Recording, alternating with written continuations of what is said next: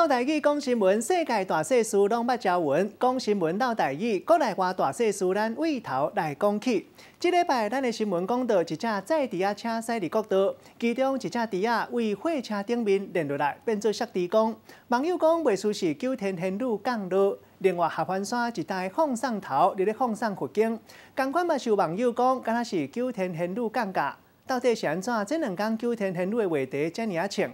原因就是因为一个网络红君伫咧网络搬算命仙，搬九天仙女降价，因为景五人正笑亏，伫咧网络超过600万人次看过。某人足好闲，伫咧问讲九天仙女到底是何方神圣？今仔日到台语，时间交予主播黄秀文。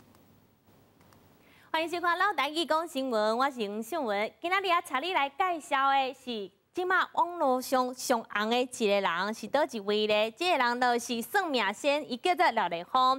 这个人咧是网络的红人阿汉所演的。伫咧九天仙女这个影片内面，伊就是女主角。这影片咧，即马已经有19万的人按赞，佮有超过600万的观看的数量。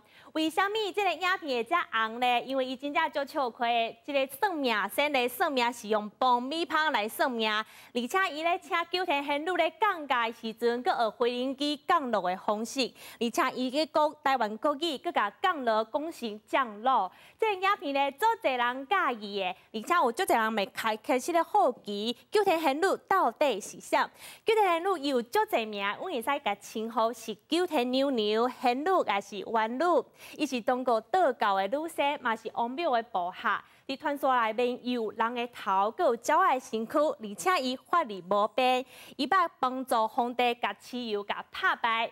伫台北市的南港这个所在有这间庙，这间庙咧已经有120档的历史啊。伫内面咧，伊奉祀的就是全台湾第2大的九天仙女。